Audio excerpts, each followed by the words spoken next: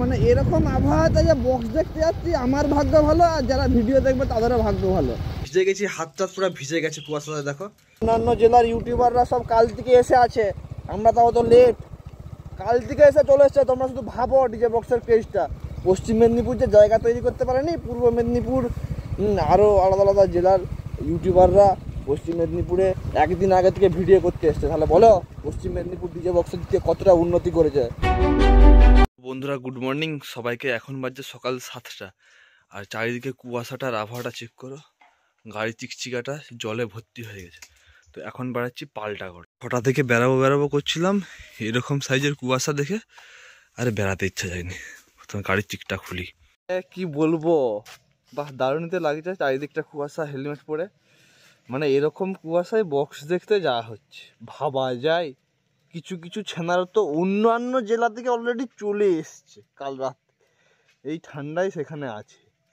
মানে তোমরা ভাবো ডিজে বক্সের ক্রেজটা কতটা এখান থেকে এখানে গেছে। মানে সামনে লোক এসছে এটাও দেখা যাচ্ছে না, এরকম আপাতত কুয়াশা পড়তে আরম্ভ করেছে। ঠিক আছে, সময়টা কিন্তু অনেকটাই বেড়েছে। 6টায় বেড়া বলছিলাম, 7টা 8 হয়ে গেছে। কি বলবো, আমি বলার মতো কিছু নাই। মানে এরকম আবহাওয়াতে যে বক্স দেখতে যাচ্ছি আমার ভাগ্য ভালো, আর যারা ভিডিও দেখবে তাদেরও ভাগ্য ভালো, আর যারা বক্স দেখতে যাচ্ছে তাদেরও ভাগ্য ভালো। কি বলবো, মানে 7টা বাজছে, পাল্টাগড় বেরিয়ে পড়েছি। কুয়াশাটা শুধু চেক করো। মানে বক্স দেখতে যাচ্ছি এরকম সময়ে জীবনে উঠে টিউশনও পড়তে যাইনি। এই যে কুয়াশাটা, এর মধ্যে দিয়ে যেতে হচ্ছে বক্স দেখার জন্য। শুধু চেক করো, দেখা যাচ্ছে না আগিতে কিছু। সকালবেলা এরকম আবহাওয়া, আমরা বেরিয়ে পড়েছি পাল্টাগড় বক্স কম্পিটিশান দেখতে। কারণ সেখানে আছে রোলান্ড আর এমটি মুখামুখি কম্পিটিশান। আগুন পুড়িলে হয় এখানে একটু, এগুলো খুব আগুন পোয়াচ্ছে। আগুন একটু পোয়াবো আমরা গিয়েও। কি বলবো, আমরা তবু তো আমরা একই জেলাতে হচ্ছে, পশ্চিম মেদিনীপুরেই হচ্ছে। অন্যান্য জেলার ইউটিউবাররা সব কাল থেকে এসে আছে, আমরা তাও তো লেট। কাল থেকে এসে চলে এসছে। তোমরা শুধু ভাবো ডিজে বক্সের ক্রেজটা।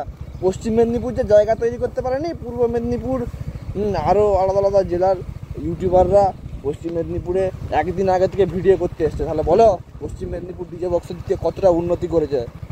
যদি কথাটা ভালো লেগে থাকে লাইক করে দিবে, বন্ধ করে দেবে। বন্ধুরা শীত পাচ্ছে, চা না খেলে হয়, তাই ভাবলাম আগে চা খাই, তারপরে যা যাবে যাবে। চাটা খেয়ে কি বলবো বন্ধুরা, পুরো ভিজে গেছি। হাতটা পুরো ভিজে গেছে কুয়াশাতে। দেখো এই হাতটাও ভিজে গেছে, এই হাতটা ভিজে গেছে। জলটা শুধু চাদরে আরে কিরকম ভাবে জলের আবহাওয়াটা লেগেছে দেখো। আর হেলমেটের অবস্থাটা দেখো, শুধু কিরকম জল পড়েছে দেখো। হাতটা পুরো অসাড় হয়ে গেছে, পুরো অসাড় হয়ে গেছে।